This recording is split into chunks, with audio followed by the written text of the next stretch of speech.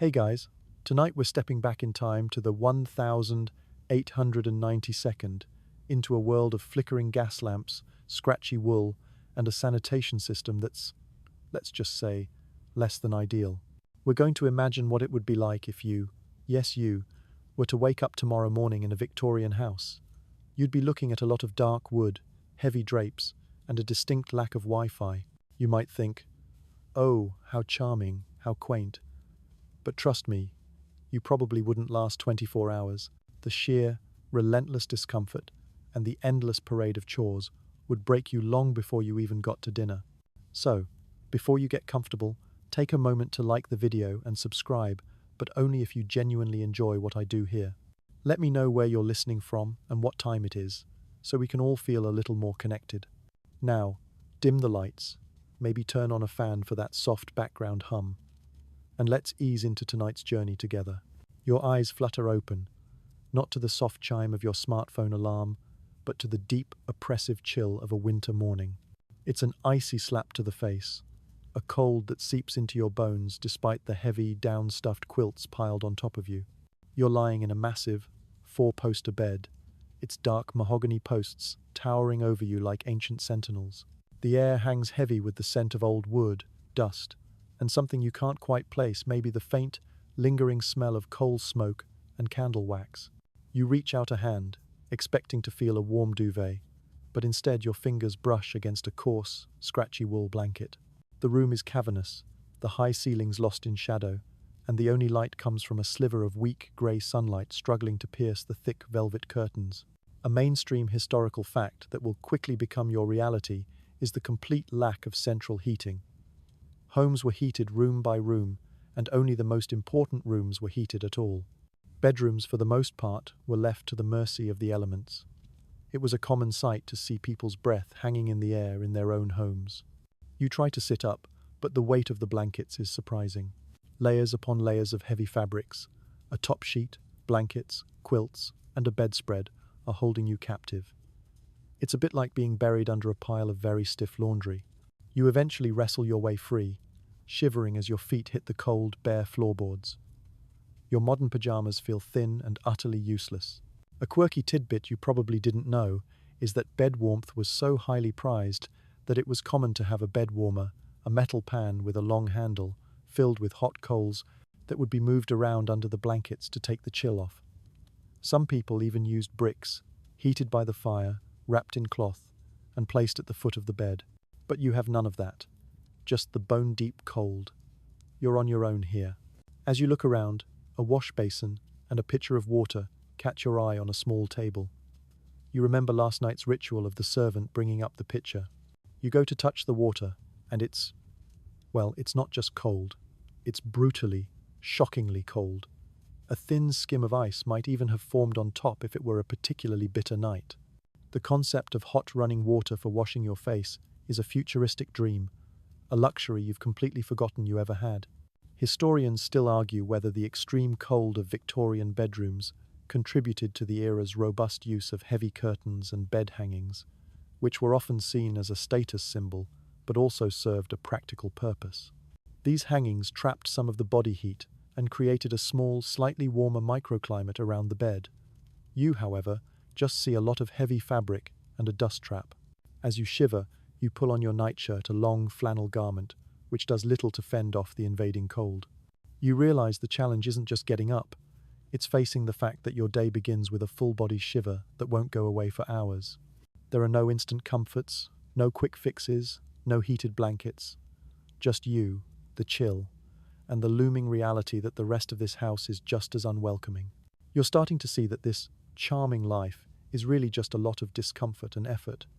It's not even a full hour into your day, and you already feel exhausted.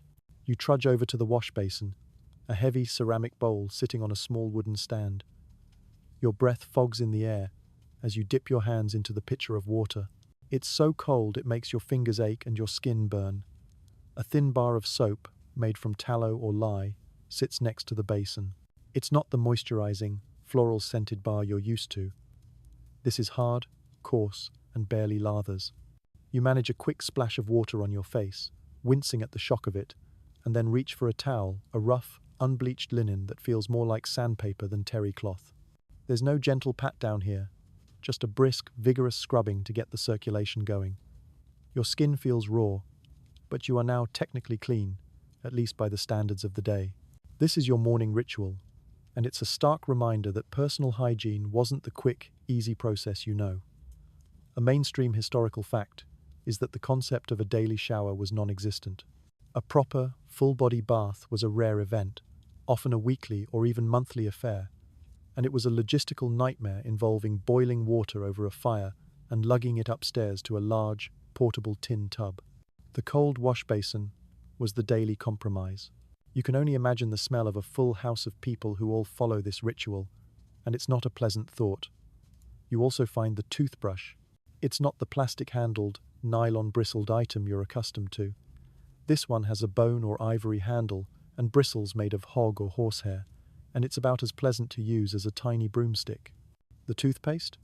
Not a minty gel, but a jar of powder made from chalk, brick dust, or even salt, which you dip the brush into.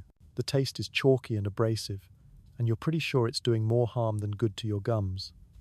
It's an exercise in discomfort, and your mouth feels vaguely gritty afterward.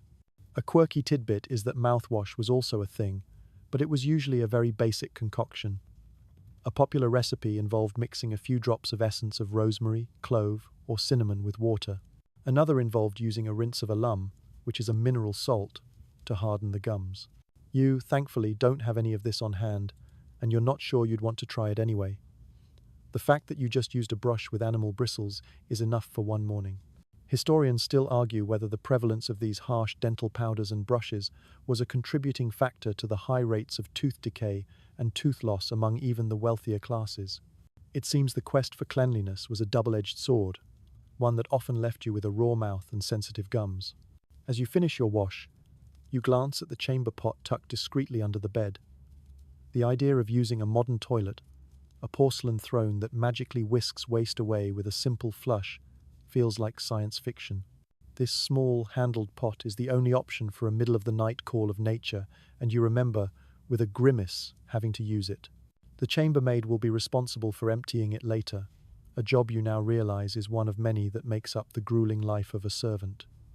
There's a bell pull next to the bed, a silk cord hanging down.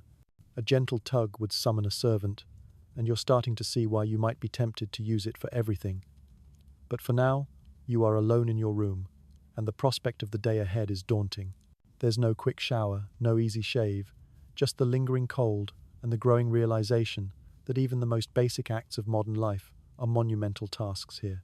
Your skin is tingling from the cold and the rough towel, your mouth tastes like chalk, and the thought of getting dressed feels like an insurmountable challenge.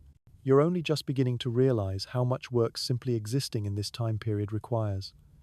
This is not the charming, historical fantasy you imagined. It is a daily, relentless grind, and you are only 2 steps into it. With your face stinging from the cold water and rough towel, you turn to the next major obstacle, getting dressed. You spot your clothes laid out on a chair, not a simple t-shirt and jeans, but an intimidating pile of undergarments, layers, and fastenings. You start with the most essential piece, the undergarments. A long, chemise-like garment made of thin cotton feels like a meager defense against the cold, but you put it on. Next comes a corset. This is not the waist-cinching monstrosity you see in movies, but a more practical, everyday model. Still, the prospect of lacing it up is daunting.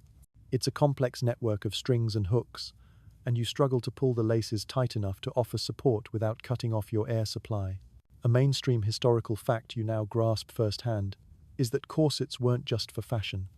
They provided back support for a time when people spent hours on their feet, doing strenuous physical labor, even if it was just walking.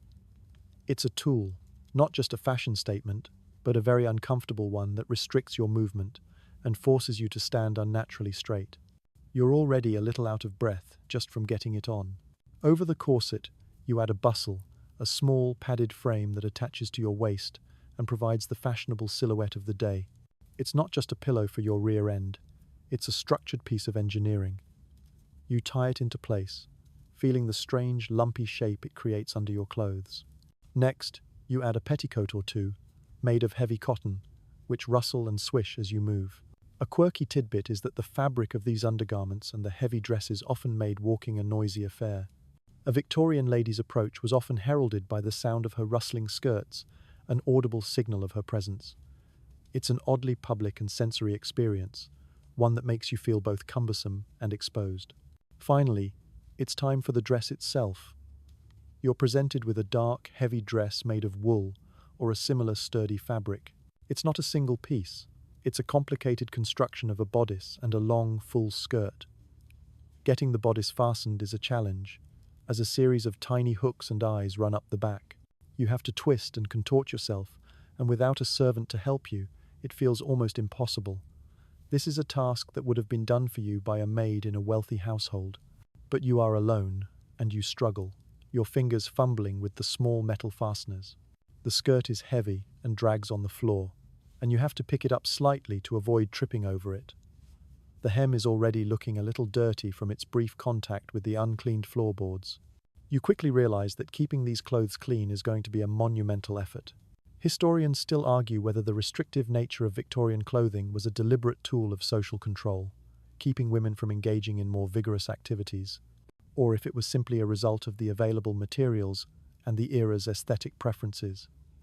You, however, are just focused on how stiff and awkward you feel. You can't take a deep breath.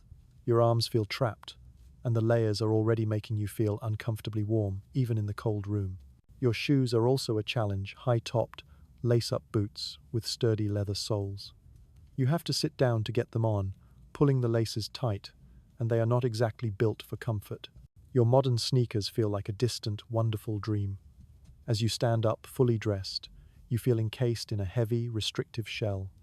Every movement is a deliberate effort. You feel like a doll, wound up for a specific task, and the day hasn't even truly begun.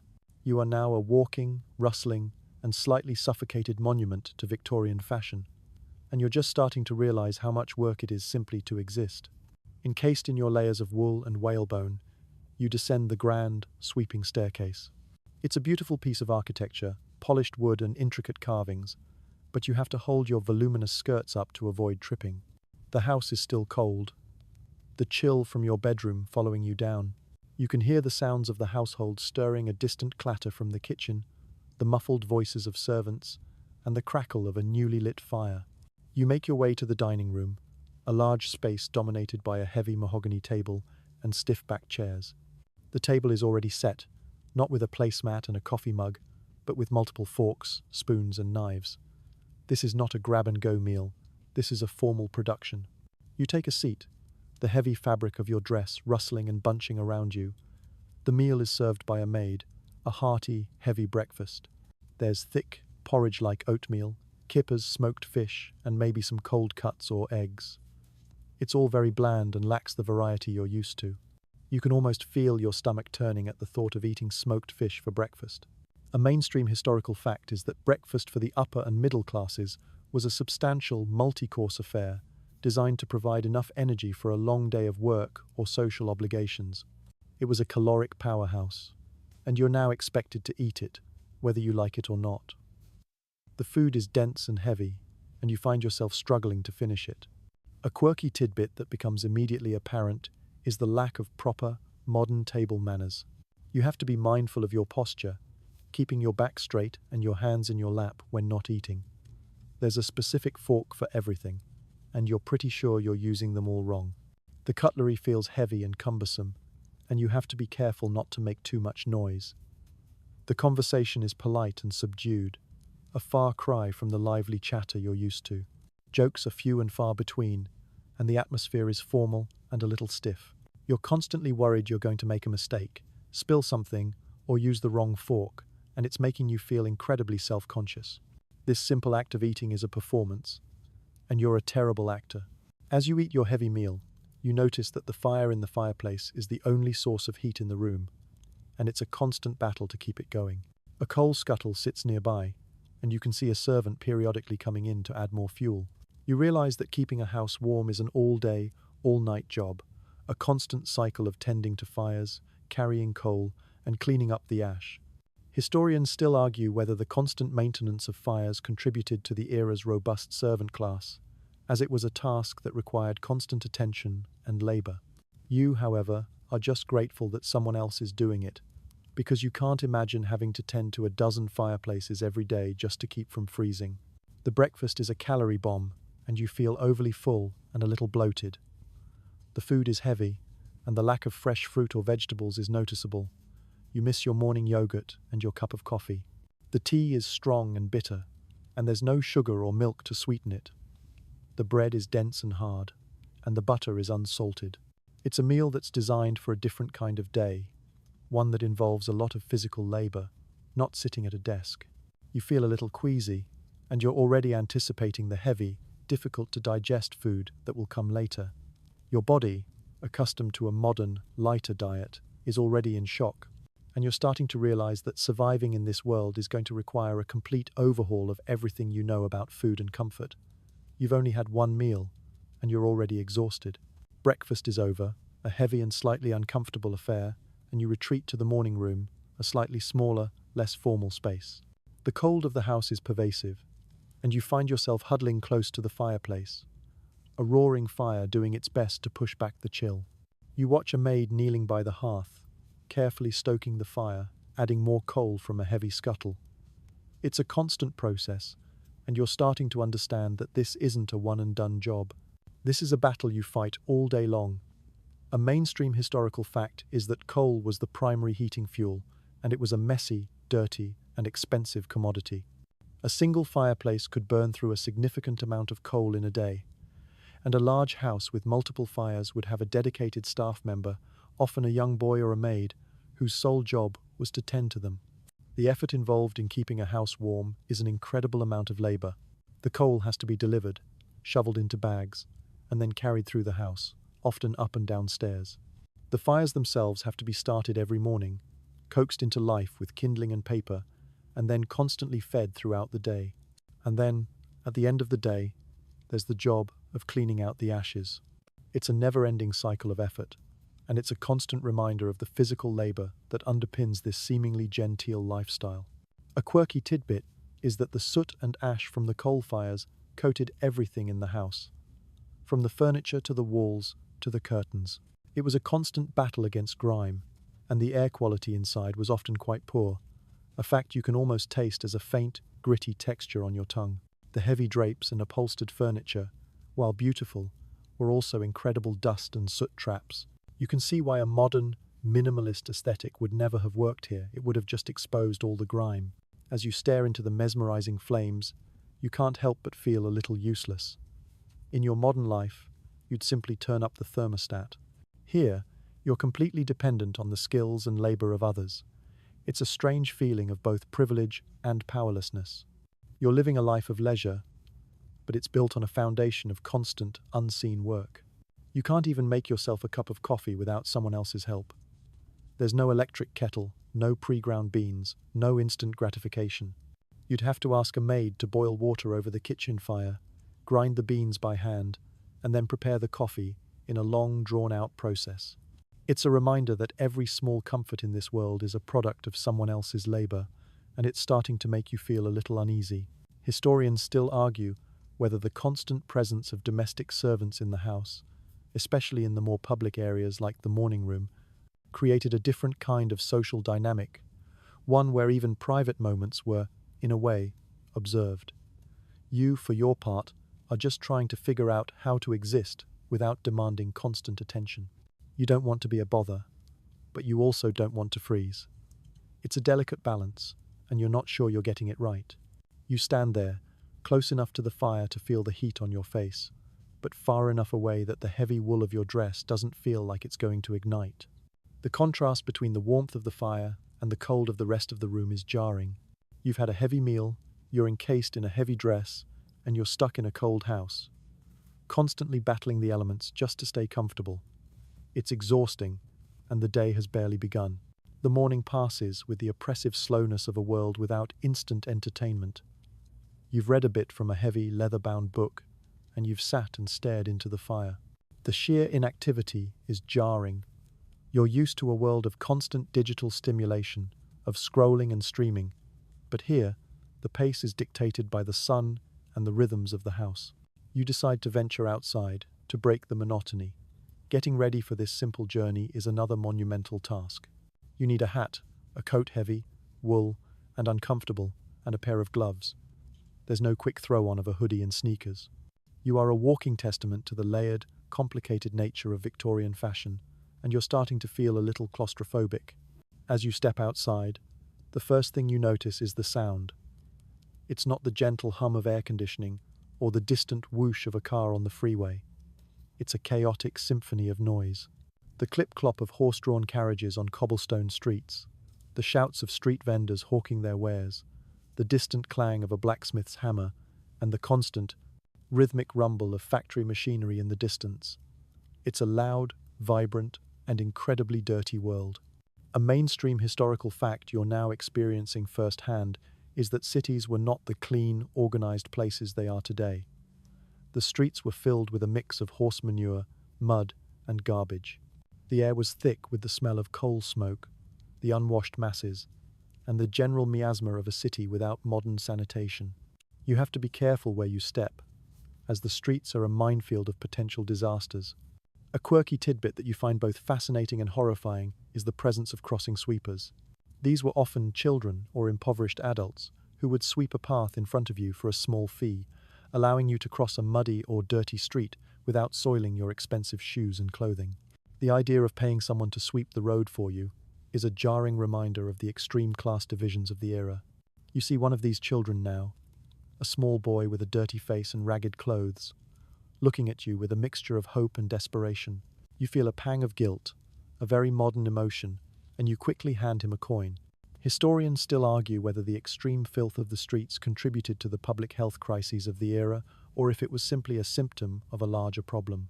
You, for your part, are just trying to navigate the chaos without being run over by a carriage or stepping in something truly disgusting. The social rules of the street are also a challenge. You are expected to walk with a certain demeanor, not making eye contact with strangers, and keeping your own business to yourself. There's no friendly greeting or small talk. It's a world of strangers, and you're just one of them, a silent participant in a chaotic, dirty, and dangerous dance. As you walk, the heavy wool of your coat and dress starts to feel oppressive, and the noise is starting to give you a headache. You're already looking forward to the quiet, if cold, sanctuary of your house. But you still have to complete the simple task of a walk around the neighborhood. You're a walking, breathing anachronism in a world that is completely unprepared for you, and you're starting to feel like you don't belong here at all. You've made it through the cacophony of the streets and arrived at your destination, the grocer's. The shop is a world away from the brightly lit, sterile supermarkets you're accustomed to. The air is heavy with the smell of dried herbs, sawdust, and unwashed produce.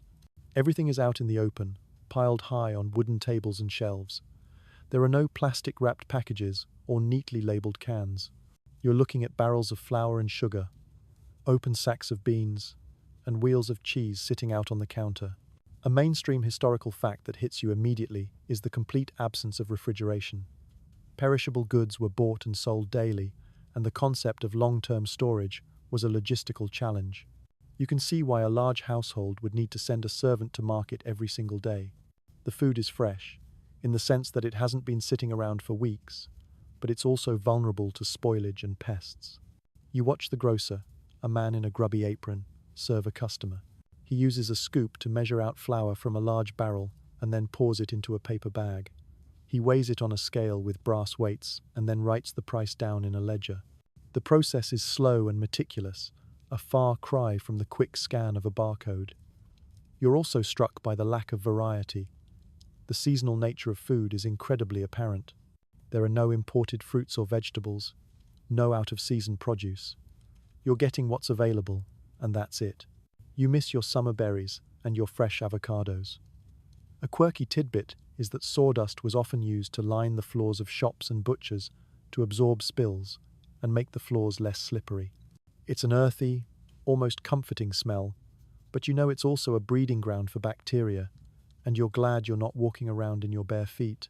The idea of a food safety inspector is a completely foreign concept in this world. The food you see is heavy and hearty, designed for people doing manual labor. There's a lot of meat, potatoes, and root vegetables. You see a side of beef hanging in the back of the shop, attracting a few flies, and you try not to think too much about it. The concept of farm to table is not a trendy dining concept. It's just the way things are, with all the dirt and germs that come with it. You're starting to understand why things like food poisoning and other stomach ailments were so common. The lack of modern hygiene and food storage is a constant, low-level threat.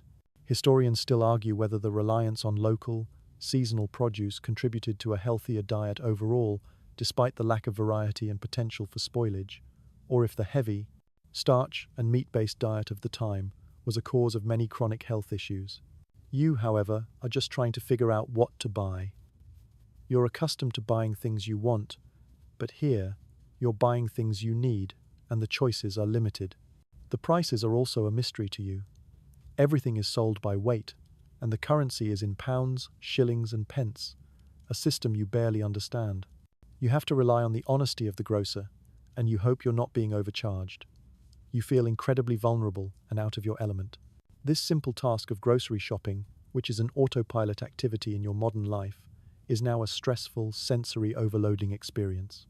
You leave the shop with a few items in a brown paper bag, the smell of coal and sawdust clinging to your clothes, and the dread of what you'll have for dinner tonight. With your groceries in hand, you decide to make a quick trip to the apothecary. You're feeling a little under the weather, a persistent tickle in your throat, and a low-grade headache that you suspect is from all the noise and coal smoke. You walk into the shop, and it's like stepping into a different world. The air is thick with the scent of dried herbs, camphor, and something vaguely medicinal and sharp. The walls are lined with rows of glass bottles, each filled with a different colored liquid or powder, their contents labeled with elegant, swirling script. The apothecary, a serious-looking man with a neatly trimmed beard, stands behind a counter. He looks at you with a kind of professional curiosity. A mainstream historical fact you're about to confront is that medicine was still in its infancy. The germ theory of disease was only just beginning to be accepted, and many of the cures available were based on ancient beliefs and a rudimentary understanding of biology. You explain your symptoms, and the apothecary listens carefully, nodding along. He then begins to pull out various items from his shelves. A bottle of laudanum, an alcoholic tincture of opium, is a common cure-all, and he suggests a few drops to ease your headache. The idea of taking a narcotic for a simple headache is jarring, but it was a widely accepted practice. He also suggests a tonic made from a mixture of herbs and alcohol, which he claims will purify the blood and strengthen the constitution. He doesn't mention the potential for a very potent and possibly addictive dose of alcohol. Another quirky tidbit is the use of leeches for bloodletting.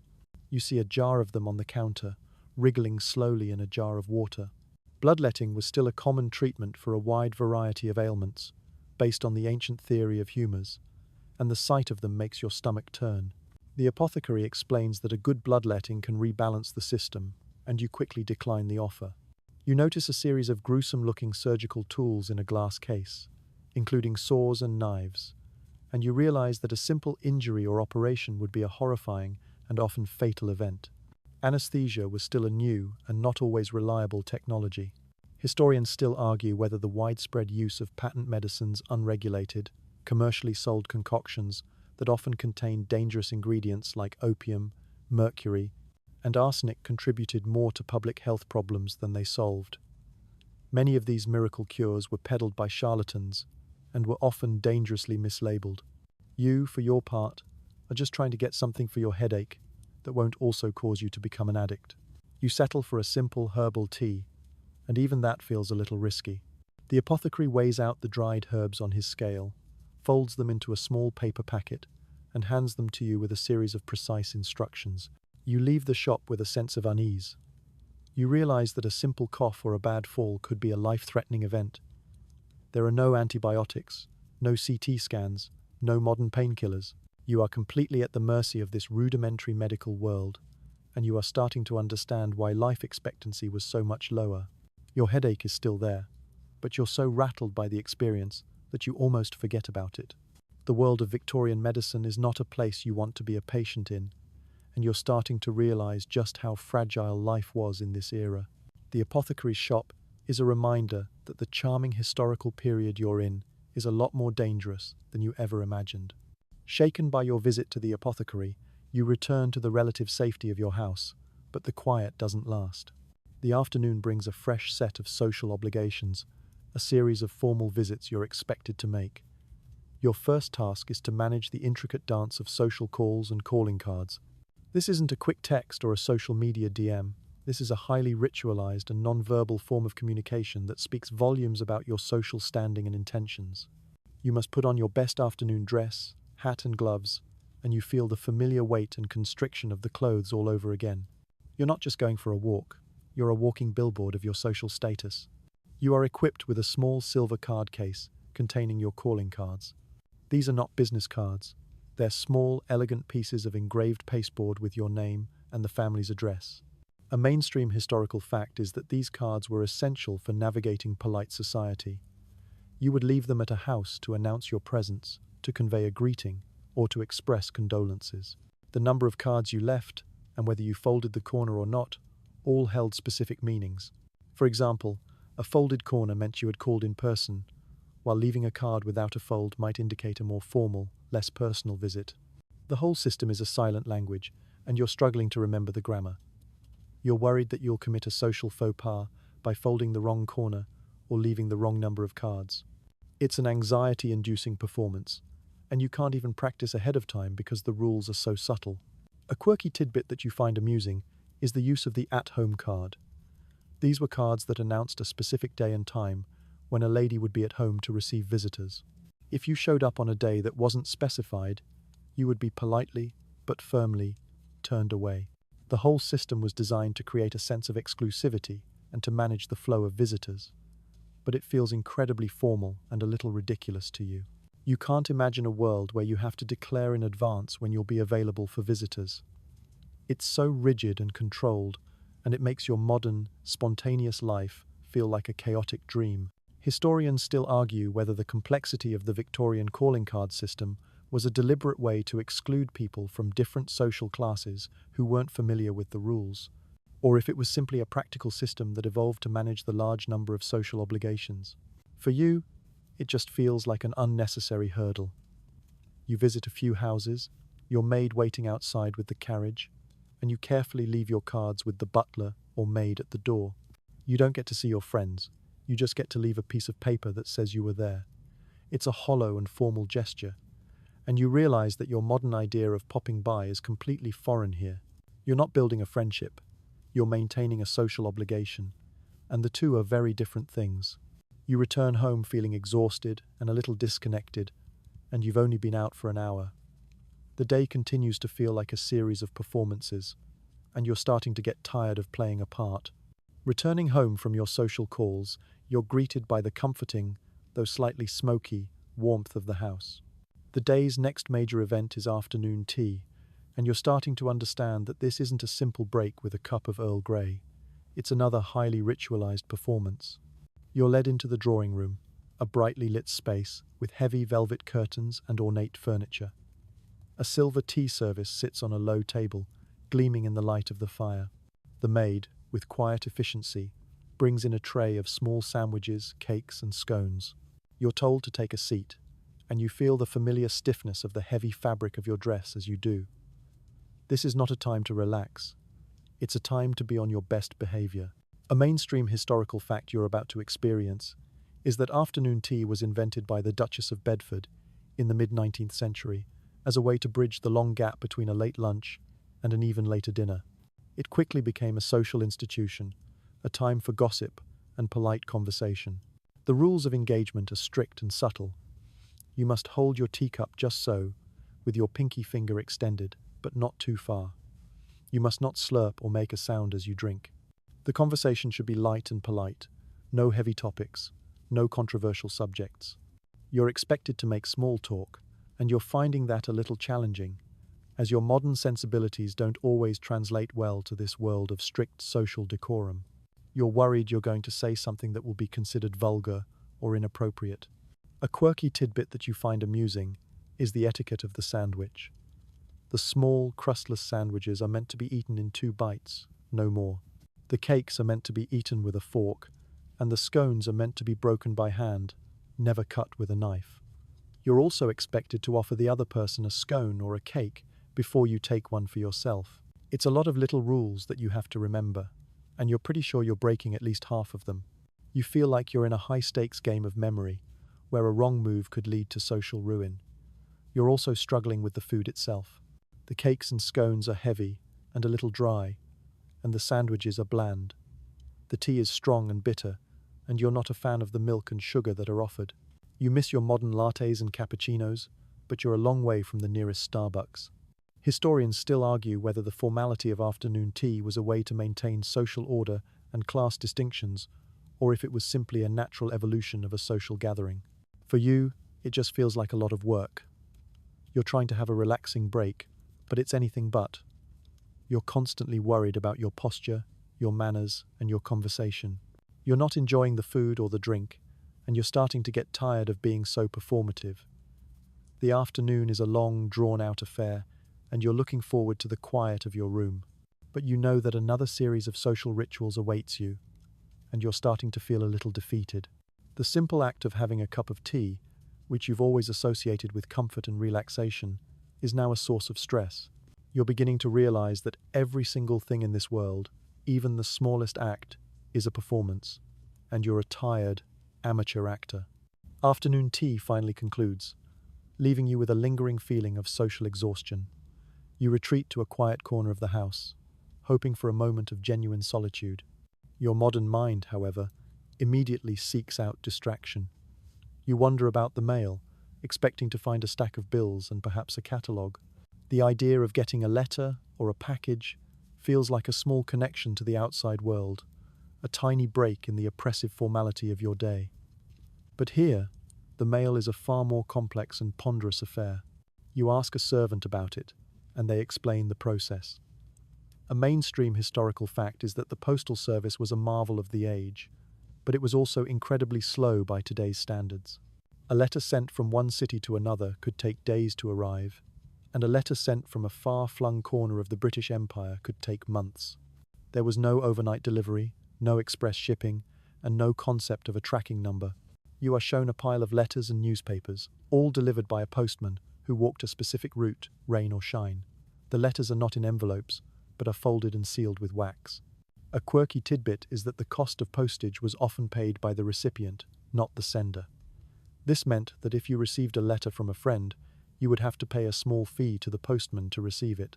It was a system that encouraged people to write short, concise letters, as the cost was often based on the weight. You can see why a modern, wordy email would have been completely impractical. The newspapers, on the other hand, are a marvel of their own. They are thick and dense, with long, detailed articles and a distinct lack of flashy headlines or photos. You struggle to find anything that resembles a modern news story. It's all very serious and a little dry, and the content is often days, or even weeks, old. You also realize that there's no such thing as a spam folder. You would receive every single piece of correspondence, from a friend's letter to an advertisement for a new health tonic or a bill for a new hat. Your mailbox would be a chaotic mix of important and frivolous, and you would have to sort through it all by hand.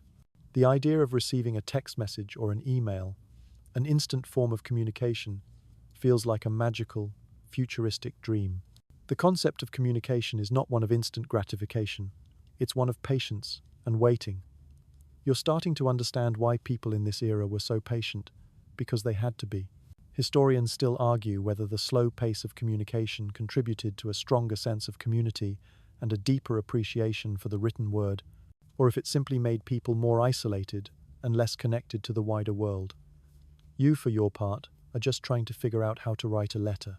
There's no easy way to get in touch with someone, no quick update or funny meme. You have to sit down, find a pen and paper, and write a thoughtful, well-composed letter that might not be read for a week. The idea is both charming and a little daunting. The slowness of everything is starting to feel oppressive, and you're beginning to miss the frantic pace of your old life. You're living in a world where time moves differently, and you're not sure you're built for it. As the sun begins to set, casting long, dramatic shadows across the grounds, the house begins its slow descent into a different kind of darkness. The weak, natural light that has been your only source of illumination is fading, and you're starting to feel a sense of dread. You're used to simply flicking a switch to a house that is instantly and brilliantly illuminated. Here, there are no switches. The house must be lit by hand, and it's a process that is both beautiful and incredibly dangerous. The task falls to a servant, a maid who makes her way through the house, lighting each gas lamp with a long pole and a match. You watch her work, her movements practiced and precise, as she brings each room to life with a soft, hissing glow. A mainstream historical fact you are witnessing is that gas lighting was a major technological advancement of the era, providing a much brighter and more consistent light source than candles or oil lamps. However, it was also a fire hazard. The gas could leak, a mantle could break, and the open flame was a constant source of danger. The smell of the gas is also pervasive, a faint metallic odor that you can almost taste. The light itself is not the clean white light you're used to. It's a warm yellowish glow that casts long shadows and makes everything look a little bit sepia-toned. It's beautiful, but it's also a little spooky, and you're constantly aware of the hissing sound of the gas, a sound that you're pretty sure you're going to hear in your sleep. A quirky tidbit that you find interesting is the presence of gas fixtures in the bedrooms, a sign of a very wealthy household. Most people would have had to rely on candles, which were even more of a fire hazard. The fact that you have gas lighting in your room means you are living a life of privilege, but it's a privilege that comes with its own set of dangers. You can't just leave a light on all night. You have to turn it off, which involves a specific technique to avoid an explosion. It's a terrifying thought, and you're already starting to feel a little anxious about going to bed in a room with a potential gas leak.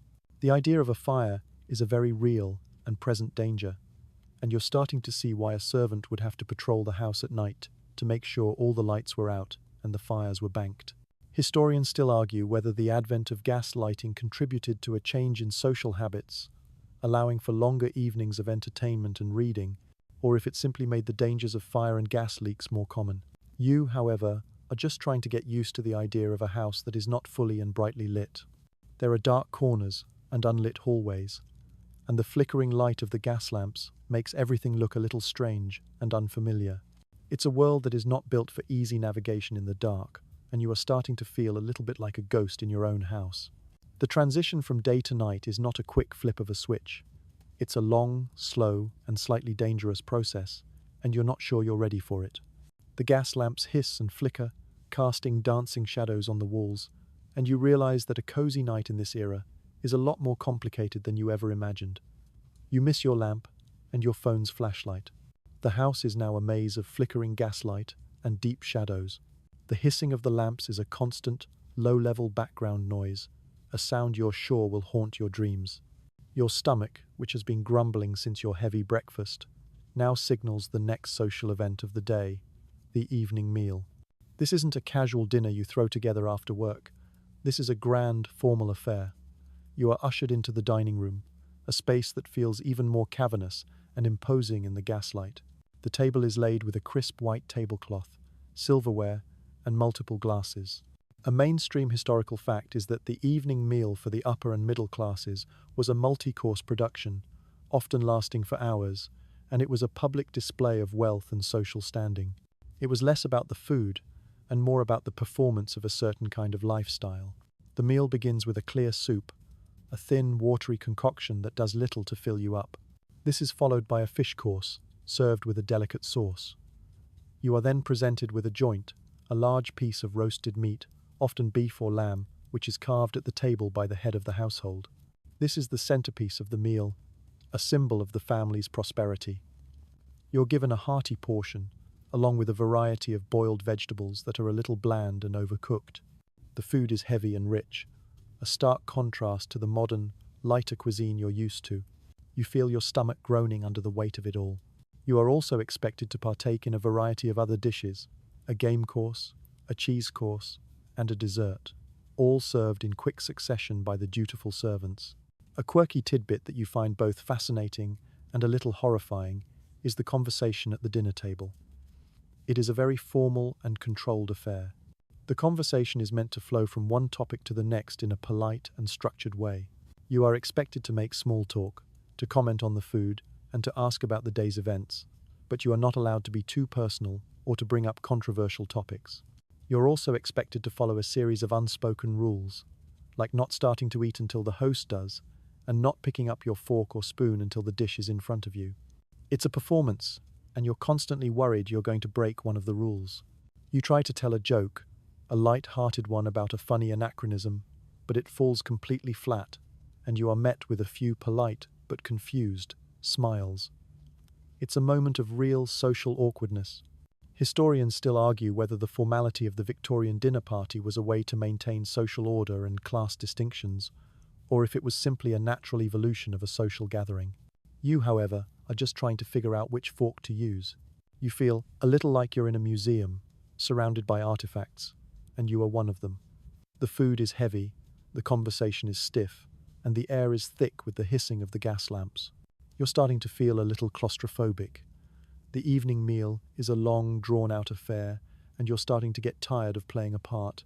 You're only halfway through it, and you're already anticipating the end. Your stomach feels bloated, your clothes feel tight, and you're starting to feel a little bit like a prisoner in this beautiful but restrictive world. The elaborate evening meal finally comes to an end, leaving you feeling stuffed and a little disoriented. The heavy food and the forced formality have taken their toll. You retreat to the drawing room, where the fire is roaring and the gas lamps are hissing, casting a warm but uneven glow. Here, you are expected to engage in the next phase of the evening, entertainment. Your modern mind, which is used to a world of streaming services, video games, and social media, is completely unprepared for this.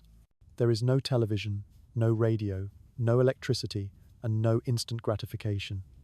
Entertainment in the Victorian era was a do-it-yourself affair, and you're now expected to participate. A mainstream historical fact is that families would often spend their evenings reading aloud from books, playing musical instruments, or engaging in parlor games. It was a communal activity, one that required active participation from everyone. The evening's entertainment begins with someone playing the piano, a beautiful piece that you can't quite place. The sound fills the room, a rich and complex melody that is a welcome change from the noise of the day. A quirky tidbit you learn is that pianos were a very common fixture in middle and upper-class homes, as the ability to play was considered a sign of a good education and a refined upbringing. You're asked if you can play, and you have to admit, with a blush, that you can't. Your musical talents, such as they are limited to humming along to a song on Spotify, and that's not going to impress anyone here. This simple question reveals a profound gap in your education, a lack of a skill that was considered a basic requirement of a well-rounded person. Next, you are asked to participate in a parlor game. The game is a kind of charades, but with a series of very specific and intricate rules that you don't quite understand. You are given a clue, a long and rambling poem, and you have to act out a part of it. You try your best, but your modern sense of humor and your lack of an intricate understanding of Victorian literature means that your performance is a complete disaster. You are met with a few polite laughs, but you can feel the social embarrassment building. You're a fish out of water, a clumsy, anachronistic presence in a world of refined and sophisticated entertainment.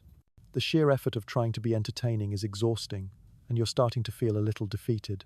Historians still argue whether the lack of modern, passive entertainment contributed to a stronger sense of community and a deeper appreciation for the arts, or if it simply made people more isolated and less connected to the wider world. You, for your part, are just trying to get through the evening without making a complete fool of yourself. You miss your television, your phone, and your ability to retreat into a world of your own. Here, you are always on, always performing, and always expected to participate. The evening is a long, drawn-out affair, and you're starting to feel the exhaustion of a day that has been filled with nothing but performance. The gas lamps hiss and flicker, the piano music plays on, and you are just a silent and a little awkward spectator in a world you don't belong in. The evening's entertainment continues, a slow and methodical affair of music and games, and you feel yourself fading. The day's relentless schedule of social obligations and physical discomfort has taken a toll. As you sit in the drawing room, a glass of sherry in your hand, you catch a glimpse of a maid moving silently through the hall. She is carrying a heavy tray, and her face is tired and drawn. This fleeting moment pulls your attention away from the performance of the evening and into the unseen world of the servants. It's a world you've only glimpsed so far, but you're now starting to realize just how much of your comfort is built on their labor. A mainstream historical fact you're now confronting is that the servant class was the engine of the Victorian household. A wealthy family's status was often measured by the number of servants they employed. These were not just maids and butlers, there were cooks, scullery maids, footmen, and more. Their lives were a continuous cycle of back-breaking labor, from dawn until well after you'd gone to bed. They were responsible for everything, from the constant tending of the fires, to the hauling of coal and water, to the preparation of every meal and the cleaning of every room. Their work was unseen, unacknowledged, and relentless. You remember the cold water in the basin, the heavy layers of clothes, and the formal dinner, and you realize that every single one of those things was made possible by someone else's work. A quirky tidbit that you find both fascinating and a little disturbing is the strict hierarchy of the servants. The butler and the housekeeper were at the top, a kind of manager class, while the scullery maids and the young boys were at the bottom. The servants often lived in a different part of the house, often in the cold, damp basement or in the cramped attics, and they had their own set of social rules and expectations. They ate different food, wore different clothes, and were expected to be seen as little as possible. The concept of upstairs, downstairs wasn't just a television show. It was a very real and very rigid way of life. The maid who just walked by is a person with her own life, her own family, and her own struggles. But to you, she is just a silent figure in the background. Historians still argue whether the servant-employer relationship was a form of exploitation, a kind of benevolent paternalism, or a complex and symbiotic relationship. For you, it just feels deeply uncomfortable. You are living a life of leisure, and you haven't lifted a finger all day, and yet you are surrounded by people who are working non-stop. You feel a sense of guilt, a very modern emotion, and you're not sure how to handle it. You want to ask the maid a question, to thank her for her work, but you're not sure if it would be appropriate. The social rules of this world are so strict, and you're not sure if you should cross them. You're starting to realize that the beautiful, genteel world you're in is a lot more complicated than it looks, and it's built on a foundation of unspoken labor and class divisions that feel deeply wrong to you. You feel a little like a fraud, a person who is benefiting from a system they don't understand and can't change. The evening's entertainment finally draws to a close, and you are exhausted. The heavy food, the forced conversation, and the constant performance have drained you. You're ready for a long, hot bath and a quiet night in. But you remember the cold water in the basin this morning, and a feeling of dread washes over you. You realize that a modern bath, a quick, hot shower with a fragrant soap, is not an option. Here, bath time is a major production, a logistical nightmare that is a weekly, not a daily, ritual. A mainstream historical fact you're about to confront is that a proper bath required a monumental amount of work. It was a job for the servants, who would have to haul bucket after bucket of hot water from the kitchen to a portable tin tub in a designated room, often a cold, unheated room. The water would cool quickly, and you would have to take your bath in a quick, efficient manner. You ask for a bath, and a maid looks at you with a kind of weary surprise. She explains that it will take time to prepare, as the water has to be boiled over the kitchen fire. You are asked to wait, and you sit in your room, feeling a sense of shame. You're asking for a luxury that is a massive amount of work for someone else, and you're starting to understand why a daily bath was considered a sign of excessive vanity. The whole process is a logistical challenge, and you feel a little guilty for even asking. You're told that the bath will be ready in an hour, and you have to wait, dressed in your uncomfortable clothes, feeling a little bit dirty and a little bit embarrassed. The idea of just jumping in a shower is a luxury you never appreciated. A quirky tidbit that you find both amusing and a little gross is the practice of multiple people using the same bathwater. The water was a valuable commodity, and it was often used by the whole family, from the head of the household to the youngest child. The servants would add more hot water and a bit of soap as needed, but the basic water was often the same. The thought of this is enough to make you shiver, and you're already anticipating the slightly murky, lukewarm water that awaits you. The soap, a rough, tallow-based bar, is also not a luxury. It's harsh and doesn't lather well, and you're pretty sure it's going to leave your skin feeling dry and a little itchy. Historians still argue whether the lack of daily bathing contributed to a different kind of public health, one that was more focused on sanitation and cleanliness than personal hygiene. You, for your part, are just trying to get clean. The bath is finally ready, and you walk into a cold, drafty room where a large tin tub sits in the middle of the floor. The water is steaming slightly, but you can feel the cold air on your back as you get in. You have to be quick, and you have to be efficient. You wash yourself with the harsh soap, and you get out as quickly as you can, shivering as you dry yourself with a rough linen towel. The whole process takes a lot of time and a lot of effort, and you're not even sure if you're really clean. You're just a little less dirty. You retreat to your room, feeling a sense of exhaustion that is both physical and emotional. The simple act of getting clean, a luxury you've always taken for granted, is now a monumental chore, and you're starting to see why people in this era were so patient and so resilient. Clean, but not quite refreshed. You retreat to your bedroom. The hissing of the gas lamp is a familiar, if slightly unsettling sound. You've now navigated the major social hurdles of the day, but one final, and very personal, one remains. A trip to the water closet. You've been putting it off all day, a little embarrassed by the idea, but nature calls, and you can't put it off any longer. You're used to a modern bathroom, a clean, sterile space with a porcelain toilet that flushes with a satisfying whoosh. Here, things are very different. You make your way down a dark, unheated hallway to the water closet, a small, cold room with a single window. A mainstream historical fact you are now confronting is that indoor plumbing, while available to the wealthy, was a very different beast from what you know. The room contains a large wooden cabinet with a hinged lid. You lift the lid to reveal a porcelain bowl underneath. There's a chain hanging from a pipe on the wall, and you know, from your brief tour of the house, that this is the flushing mechanism. But it's not a single, efficient flush. It's a loud, noisy, and often unreliable process. The cistern on the wall is filled with water, and when you pull the chain, it releases the water into the bowl. It's a dramatic and a little embarrassing sound. You also notice the smell. It's not the clean, sterile scent of a modern bathroom. It's a slightly malodorous, earthy smell that is a constant reminder of the rudimentary nature of the plumbing. A quirky tidbit is that the paper you use is not the soft, perforated paper you're used to. It's often a stack of torn-up newspaper or even pages from a magazine. The idea of a soft, clean toilet paper is a luxury that you have to completely forget. As you sit there, you think about the rest of the house. You know there are chamber pots under the beds, a testament to the fact that even in a house with indoor plumbing, a trip to the water closet at night was often too much of a hassle. You think about the servants, who would have to empty those pots every morning, and a feeling of deep empathy and a little bit of shame washes over you. The whole process is a reminder of the unseen labor that underpins your life of leisure. The smell, the noise, and the inconvenience are all part of a world that you are not equipped to handle. Historians still argue whether the advent of indoor plumbing contributed to a change in public health, or if it simply made the problems of sanitation more concentrated.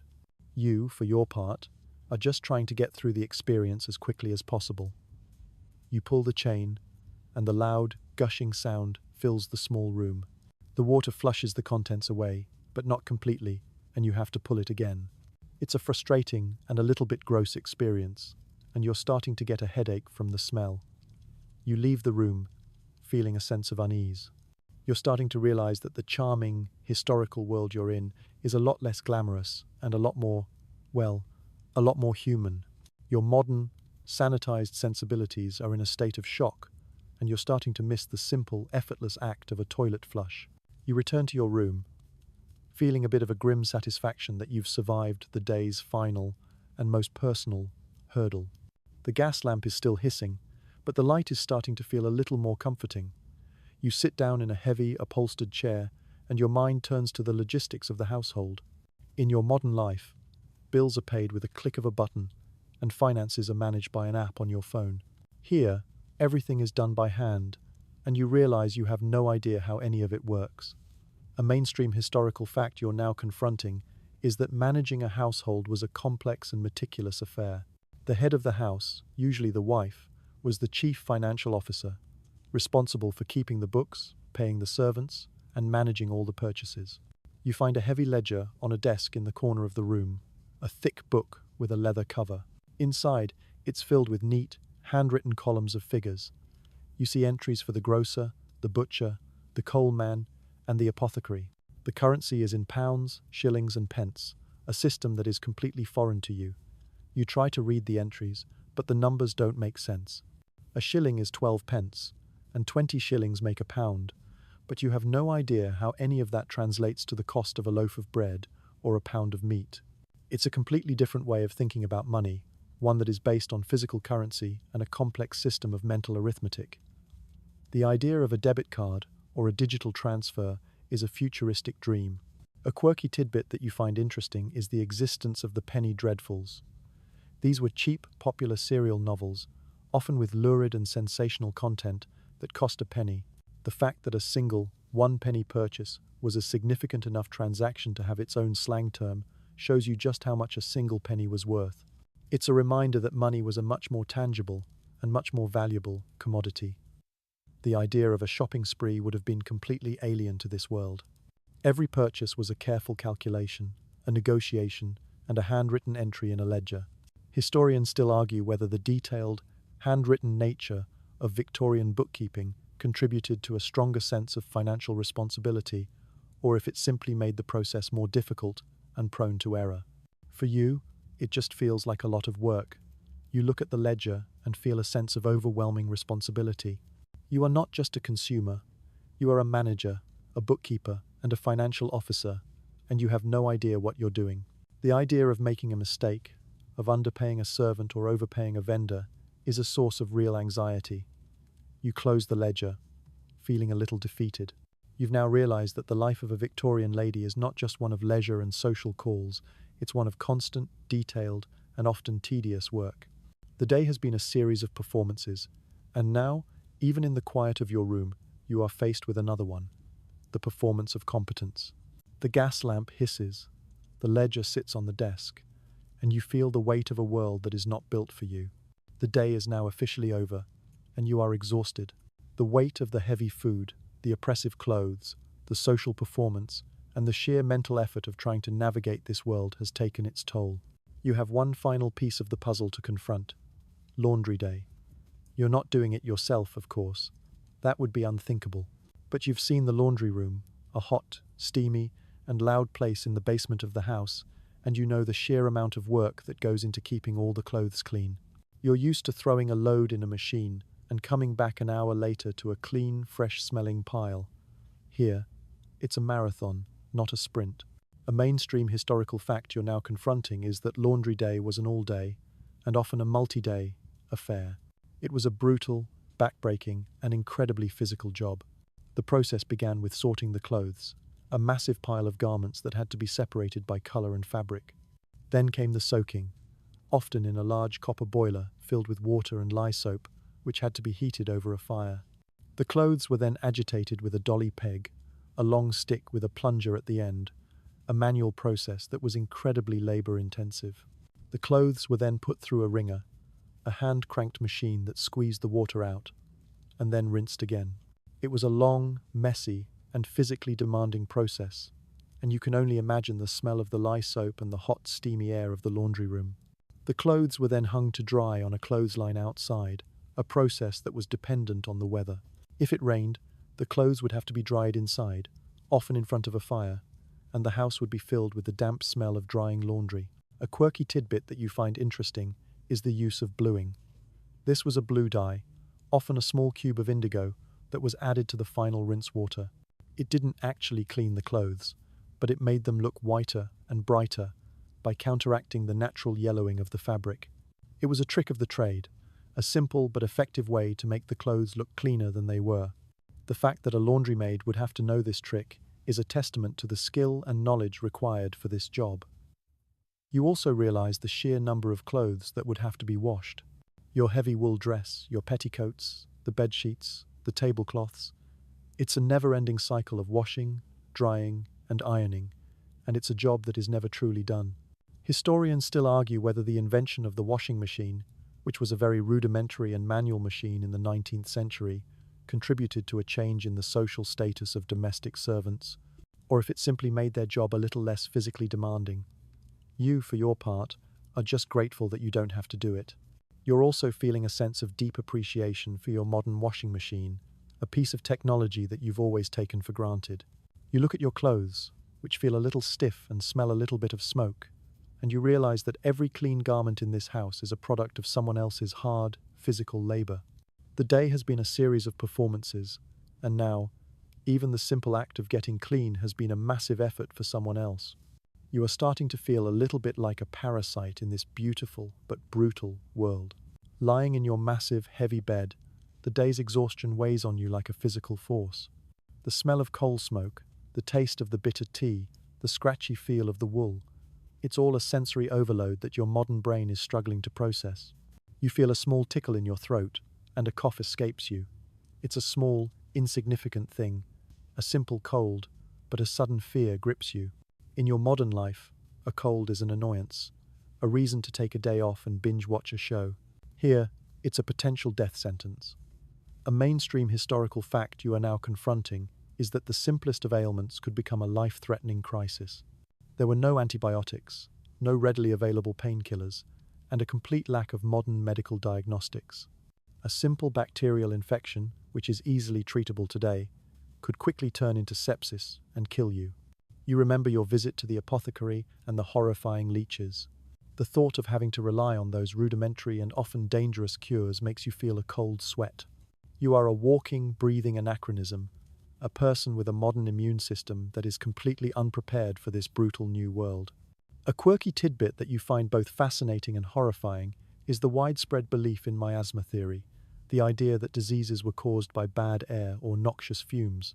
This meant that many doctors would treat a disease by trying to clear the air, often by fumigating a room with strong-smelling herbs, which did nothing to actually kill the bacteria or virus. You can only imagine the smell of a sick room, a combination of illness and strong herbs, and you're starting to feel a little queasy. The sheer unpredictability of illness is a constant source of fear.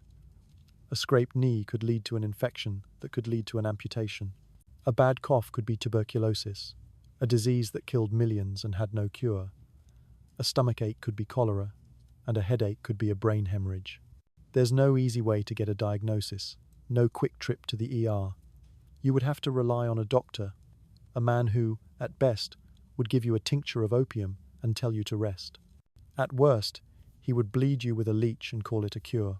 Your modern faith in medicine, in the ability of science to cure and heal, is a luxury you have to completely forget. Historians still argue whether the high death rates of the Victorian era were a result of poor sanitation and public health, or if they were simply a reflection of the lack of medical knowledge and technology. For you, it's just a source of real and present fear. You feel the cough again, and you try to suppress it, as if hiding it will make it go away. The idea of being sick in this world is a terrifying one, and you're starting to realize that your health is not a given. It's a fragile, precious thing that is constantly at risk. The day has been a series of discomforts and social anxieties, but this is the first time you've felt real physical fear. The hissing of the gas lamp seems to be getting louder, and you feel the heavy weight of a world that is not built for your survival. You're starting to realize that the charm of the past is only skin deep, and underneath, it's a brutal and dangerous world. The cough has subsided, but a sense of unease lingers. The house, which has been a source of cold and discomfort all day, is now starting to feel a little spooky. The flickering gas lamp casts dancing shadows on the walls, and the wind outside whistles through the cracks in the window panes, a mournful, haunting sound. You're used to the quiet hum of a modern house, a place where the darkness is pushed back by the glow of a television or the gentle hum of a refrigerator. Here, the darkness feels like a living, breathing thing, and the house is full of strange noises. You think you hear a floorboard creak, a distant door close, and you feel a shiver that has nothing to do with the cold. A mainstream historical fact you're now confronting is the rise of spiritualism, a widespread belief in communicating with the dead. The Victorian era was obsessed with death and the afterlife, and seances, spirit photography, and mediums were a common part of the cultural landscape. The obsession with the paranormal was born out of a world that was constantly dealing with death. Infant mortality was high, diseases were rampant, and people often died young. The desire to connect with lost loved ones was a powerful one, and it led to a boom in spiritualism. You can imagine a family sitting in a dimly lit parlor, holding hands around a table, hoping for a sign from the other side. The thought of this, which would seem ridiculous and a little silly in your modern life, now feels a little more plausible. You are in a world where the veil between the living and the dead feels a little thinner, a little more permeable. A quirky tidbit is the use of the Ouija board. The Ouija board was invented in the 1892 and was marketed as a fun parlor game, a kind of spooky version of charades. But it quickly became a tool for mediums and spiritualists to communicate with the dead. You can almost see one now, a wooden board with letters and numbers, sitting on a table in the corner of a dark room. The house itself feels like it has secrets. The creaking floorboards, the strange shadows, the sudden drafts, they all feel a little more sinister in this world without electricity. You're starting to see why ghost stories were so popular. They weren't just a form of entertainment. They were a way of making sense of a world that was full of death and loss. The idea of a ghost, a presence that lingers, is a comforting and a little terrifying thought. You wonder if the people who lived in this house before you are still here, a kind of invisible audience watching your every move. Historians still argue whether the rise of spiritualism was a form of grief therapy, a way of dealing with the high death rates, or if it was simply a result of widespread charlatanism and a lack of scientific understanding. For you, it's just a source of real and present anxiety. You feel a sense of unease, a feeling that you are not alone in this room. The shadows dance, the gas lamp hisses, and you are starting to feel a little bit like a character in your own ghost story. The day has been a series of physical and social discomforts, but this is the first time you've felt a sense of existential dread. The house is not just a place to live, it's a place with a history, and you are starting to feel like a part of it, whether you want to or not. Your mind, now thoroughly rattled by the ghosts in the shadows, turns to a more tangible, if equally disturbing topic: your reflection. You sit at a dressing table, a heavy mahogany piece with an ornate, gilded mirror. You're used to seeing your face in the bright, clear light of a modern bathroom, but here, the flickering gas lamp casts a warm but distorting glow. You look at your face and see a person who is tired, a little pale, and a little bit smudged with the grime of the day. You're used to a world of beauty products, of makeup and moisturizers, and you're now starting to realize just how much of that is a luxury. Here, cosmetics were a completely different, and often dangerous, affair. A mainstream historical fact you're now confronting is that many popular Victorian beauty products contained poisonous and damaging ingredients. The desire for a pale, porcelain-like complexion was a major part of the aesthetic of the day, a look that was seen as a sign of wealth and leisure. The thought of a suntan, which is seen as a sign of health and vitality today, was a sign of a life of manual labor in the fields. To achieve this pale look, people would often use lead-based powders and creams, a product called serene. You remember that lead is a heavy metal, and you know that chronic exposure to it can lead to a host of health problems, from brain damage to hair loss. The thought of rubbing a poisonous substance on your face is horrifying, and you're starting to get a little bit of a headache just thinking about it. A quirky tidbit that you find both fascinating and a little horrifying is the use of arsenic wafers. These were small tablets, often sold by traveling salesmen, that people would take to improve their complexion. The arsenic, a known poison, would give the skin a pale, white glow, but it would also, over time, lead to a slow and painful death. You also look at the other cosmetics on the table. There are rouges made from lead and mercury, which were used to give a faint blush to the cheeks. There are hair dyes made from lead and other heavy metals, which were used to give the hair a dark, lustrous color. The idea of beauty was a very different thing here. It was a painful, and a little bit dangerous, pursuit. The idea of modern, hypoallergenic, and non-toxic cosmetics is a luxury that you have to completely forget. Historians still argue whether the use of these dangerous cosmetics was a reflection of the era's lack of scientific knowledge, a kind of cultural blindness, or if it was simply a result of the societal pressure to conform to a very specific and very dangerous ideal of beauty. You, for your part, are just grateful that you don't have to use them. You look at your face in the mirror, and you are starting to see the subtle but noticeable difference in your skin. The air is dirty, the water is hard, and you're starting to see the effects of a day without modern amenities. The beautiful but toxic world of Victorian beauty is a reminder that the past is not always as glamorous as it looks. You're starting to feel a little grateful for your modern, clean, and healthy world. You turn away from the unsettling reflection, a little relieved that your face is not slowly being poisoned by your cosmetics. You extinguish the gas lamp, not with a simple click, but with a series of careful maneuvers that you're still a little clumsy with. The room is plunged into a deep, oppressive darkness, a darkness that is only broken by a sliver of weak moonlight from the window. The house, which was a chaotic symphony of sound all day, now seems to be a repository of a different kind of noise. You're used to the quiet hum of a modern house, a place where the only sounds are the occasional whir of a refrigerator or the distant hum of a car. Here, the silence is a relative thing, and you're now acutely aware of the constant, overwhelming noise that exists just outside your window. A mainstream historical fact that you are now confronting is that Victorian cities were incredibly loud places. There were no noise ordinances, no speed limits, and a constant, chaotic din that would be considered a public nuisance today. You can hear the sounds of the street from your window, a cacophony of clip-clopping horses, the rumble of carriages on cobblestones, and the shouts of late-night street vendors. You also hear the distant, rhythmic clang of factory machinery, a sound that is both a symbol of progress and a constant source of noise pollution. The air, which is thick with the smell of coal smoke and horse manure, is also full of sound. The idea of a quiet, peaceful night is a luxury that is completely foreign here. A quirky tidbit that you find interesting is the existence of the knocker-up. This was a person, often an old man or woman, who would walk the streets with a long stick, knocking on the windows of workers to wake them up for their shifts at the factory.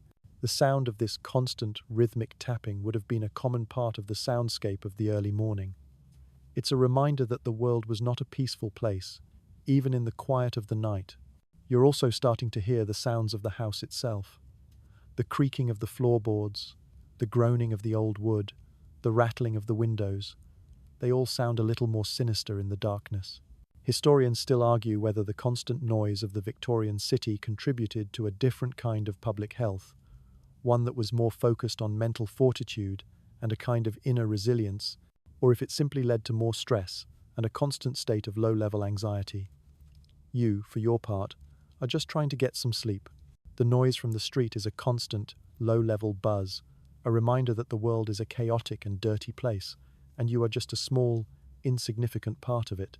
The darkness feels heavy, the air feels thick, and the noise is starting to give you a headache. You're starting to miss the quiet of your modern life, the ability to simply close a window and turn on a fan. Here, the world is a constant, overwhelming sensory experience, and you are not built for it. The noise of the street fades, replaced by the internal sounds of the house. You're lying in bed, the darkness absolute, and you feel a profound sense of exhaustion. The heavy blankets, which felt so cold this morning, now feel like a comforting weight. You're ready to sleep, but the act of preparing for bed is a final and very slow ritual. You're used to slipping out of your clothes and into a pair of pajamas. Here, the process is a long, drawn-out affair of unlacing, unpinning, and unbuttoning. You have to unlace your corset, a process that is both a relief and a challenge. You feel the pressure on your ribs and waist finally release, and you take a deep, full breath for the first time all day. It's a small but profound feeling of freedom. A mainstream historical fact you're now confronting is that the act of getting undressed was a long and often assisted process. The layers of petticoats, the heavy dress, and the intricate fastenings were all a part of a daily performance that ended in a kind of physical liberation. You peel off the layers, one by one, and they fall to the floor with a rustle of heavy fabric. Your nightclothes, a simple, long flannel nightshirt, feel thin and utterly useless against the deep chill of the room. You slip into the bed, and the sheets feel cold and rough against your skin. A quirky tidbit that you find interesting is the use of a bed pull. This was a small, corded device that was placed near the head of the bed, and it would ring a bell in the servants' quarters. It was a way for the head of the household to summon a servant for a glass of water, to tend to the fire, or to fetch a bed warmer. The fact that a simple request would require a servant to get up in the middle of the night and walk through a cold, dark house is a testament to the level of service that was expected. You, of course, have no intention of using it. You're not going to be that kind of person. You are lying in the bed, and you feel the full weight of the day. The heavy food, the oppressive clothes, the constant performance, the cold, the grime, the noise, it all comes crashing down on you. You're starting to get a headache from the stress of it all. You miss your modern, comfortable life, the ability to simply get in bed and fall asleep without a second thought. Here, the bed is not just a place to sleep, it's a place to feel the full weight of the day, to process the discomfort, and to prepare for the next one. You're also starting to feel a little bit like a ghost in your own life, a person who is living in a time that is not their own. Historians still argue whether the lack of modern comfort and convenience contributed to a different kind of public health, one that was more focused on physical resilience and a kind of mental toughness, or if it simply made people more susceptible to illness and disease. You, for your part, are just trying to get some sleep. The bed is cold, the room is dark, and you are starting to feel a little bit of a chill that has nothing to do with the temperature. You close your eyes, and you can still hear the hissing of the gas lamp, the clip-clop of the carriages, and the distant clang of the factory. You are in a world that is not built for your comfort, and you're not built for it either. You lie in the cold, rough bed, the sounds of the night filtering through the thick curtains. Your eyes are closed, but your mind is still racing, replaying the day's events. You're starting to understand that this isn't a one-day experience. This is a lifestyle, a relentless cycle of physical discomfort, social performance, and a kind of mental fortitude that you don't possess. You've only been here for a day, and you're already completely exhausted. Your body aches, your mind is numb, and you feel a profound sense of anachronistic despair. The weight of the world, a world that is so different from your own, is a physical presence in the room, a heavy, oppressive blanket that you can't throw off. A mainstream historical fact that you are now fully grasping is that life in the Victorian era, even for the wealthy, was one of constant, detailed, and often tedious work. There was no easy, no fast, no convenient. Every single thing, from a cup of tea to a clean shirt, was a monumental effort, a product of someone else's labor, and a testament to a world that was built on a foundation of work, not leisure. You think about your modern life, a world of instant gratification, of convenience stores and fast food, of instant communication and endless entertainment. You miss it with a physical ache. You miss the warmth of your house, the softness of your blankets, the ease of a hot shower, and the simple, effortless act of a toilet flush. You miss the quiet hum of a refrigerator, the gentle light of a lamp, and the sound of a voice on the phone. You miss a world that is built for your comfort, and you're starting to realize that you took it all for granted. A quirky tidbit that you find both amusing and a little bit sad is the concept of a penny savings. The idea of saving a single penny, a small and seemingly insignificant amount, was a common practice. It was a testament to a world where money was a much more valuable and much more tangible commodity. It's a reminder that every single penny mattered, and every single effort counted. The day has been a series of small humiliations and big realizations. You are a person who is not built for this world, and you're starting to feel a little bit like a ghost in your own life. The thought of tomorrow, of waking up in the same cold bed, of facing the same cold water, the same heavy clothes, the same tedious breakfast, and the same social performance, is a source of profound dread. There's no escape, no quick way out, and no going back.